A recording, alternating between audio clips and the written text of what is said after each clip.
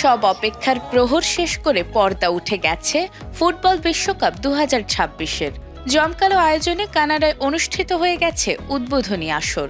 সেই সাথে যুক্ত হয়েছে বিশ্বের কোটি কোটি ফুটবল প্রেমীদের উন্মাদনা। তবে এবারে মাঠে নামার আগেই ব্রাজিল সমর্থকদের জন্য শুরু হয়ে গেছে অপেক্ষার আরেক গল্প।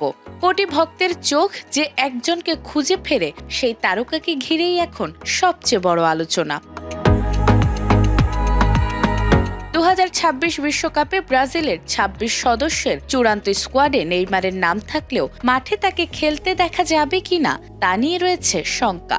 তবে ফুটবল কখনো কারো জন্য থেমে থাকে না, তাই নতুন মিশনের শুরুতে নিজেদের প্রমাণের চ্যালেঞ্জ নিয়েই মাঠে নামতে যাচ্ছে 5 বারের বিশ্ব চ্যাম্পিয়ন ব্রাজিল।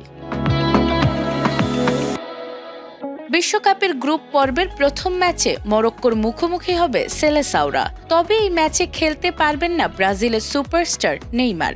এমনকি পুরো গ্রুপ পর্বেও তাকে মাঠের বাইরে থাকতে হতে পারে বলে জানিয়েছেন প্রধান কোচ কার্লো আনচেলোত্তি।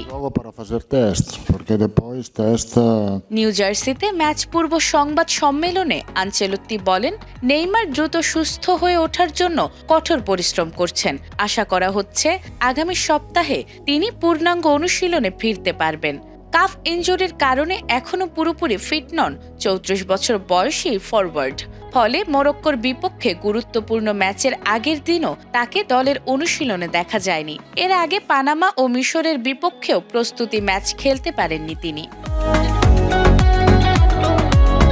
তবে নেইমারের অনুপস্থিতি নিয়ে খুব বেশি ভাবছে না মরক্কো। কোচ মোহাম্মদ ওয়াবি জানিয়েছেন, নেইমার খেলুক বা না খেলুক, দুই পরিস্থিতির জন্যই প্রস্তুত তার দল। অন্যদিকে মরক্কোর অধিনায়ক আশরাফ হাকিমি আক্ষেপ করে বলেন, তিনি সবসময় সেরাদের বিপক্ষে খেলতে চান এবং নেইমার অবশ্যই বিশ্বের অন্যতম সেরা ফুটবলারদের একজন। এদিকে ব্রাজিলিয়ান তারকা ভিনিসিয়াস জুনিয়র নেইমারের দ্রুত সুস্থতা কামনা করেছেন। এখন দেখার বিষয়, প্রিয় তারকাকে ছাড়াই ব্রাজিল বিশ্বকাপ মিশনের প্রথম পরীক্ষায় কতটা সফল হতে পারে। নাজমুন নাহার জান্নাত, এটিএন বাংলা।